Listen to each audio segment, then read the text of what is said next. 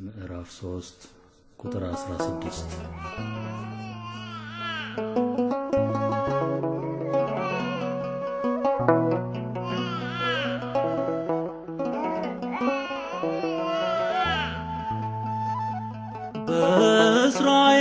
በእስራኤል እንዲሆን በሰለሞን መንግስት በሁለት ሴቶች መሃል በአንድ ሕፃን ልጅ ምክንያት የሞተውን ትተው ባለው ይጣላሉ።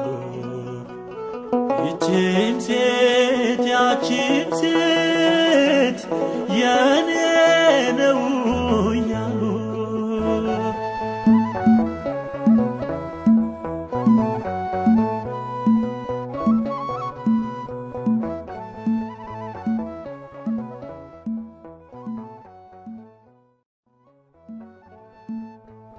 በድቅድቁ ሌሊት ደጆቹ ተዘግተው ውስጤ የገባው ድምፅ ልቤን አሸተተው። ልጄ ልጄ ያለች ብትጮህ ሰምቼ አብሬያት አዘንኩኝ እንቅልፌን አጥቼ። ንጉሴ ሆይ ሺህ ዓመት ንገስ፣ ፊት አልቆምኩም በሐሰት ክስ። እውነት አለኝ ተበዳይ ነኝ፣ ያንተ ፍትህ ምታኖረኝ። እግዚአብሔር አለ በዙፋኑ፣ ንጉሥ አለ በዙፋኑ። ይፈርዳል አይፈርድም አዘኑ፣ ይፈርዳል አይፈርድም አዘኑ። እግዚአብሔር አለ በዙፋኑ፣ ንጉሥ አለ በዙፋኑ። ይፈርዳል አይፈርድም አዘኑ፣ ይፈርዳል አይፈርድም አዘኑ። በእርግጥ ልጇ ሞቶ በሕይወት የለም ዛሬ፣ ይህንን አውቃለሁ ነበርኩኝ አብሬ። ምናልባት ሕፃን ከመሰላት የእርሷ ንጉሥ ሆይ ስህተት ነው ውሸታም ናት እርሷ።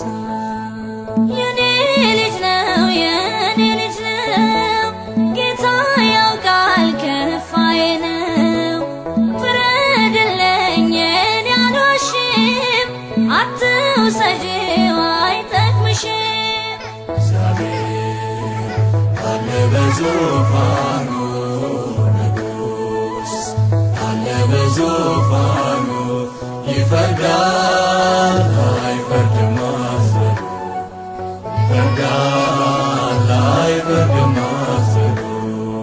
እግዚአብሔር አለ በዙፋኑ፣ ንጉሥ አለ በዙፋኑ። ይፈርዳል አይፈርድም አዘኑ፣ ይፈርዳል አይፈርድም አዘኑ።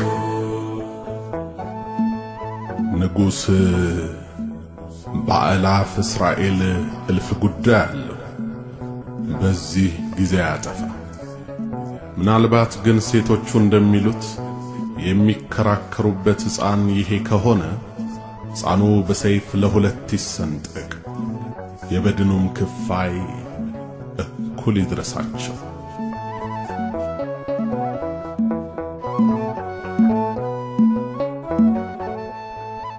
ባይሆን ይሄ ይሻላል ተገቢ ነው ፍርዶ፣ ሕፃኑ ሚሰንጠቅ ሁለት ይሁን አንዱ። ለእኔም ላንቺ ማይሆን ልቦና ያምርሯል። የማን ልጅ ተከብሮ የማን ልጅ ይኖራል? ንጉሥ ሆይ እባክህን አትግደለው አንዱን ልጅን፣ ባይሆን ስጣ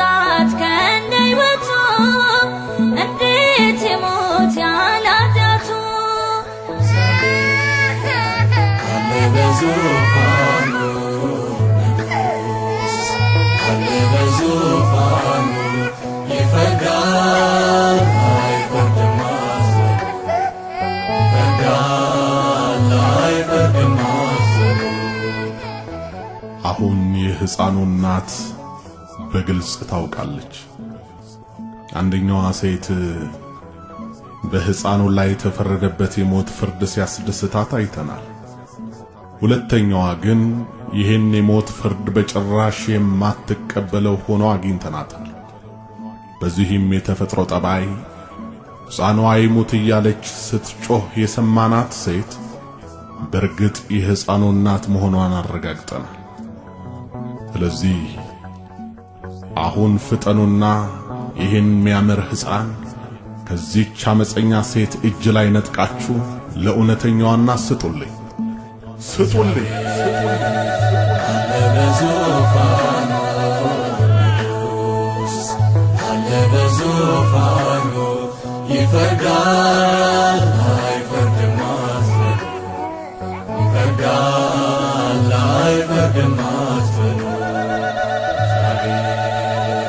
አለ በዙፋኑ ንጉሥ አለ በዙፋኑ ይፈርዳል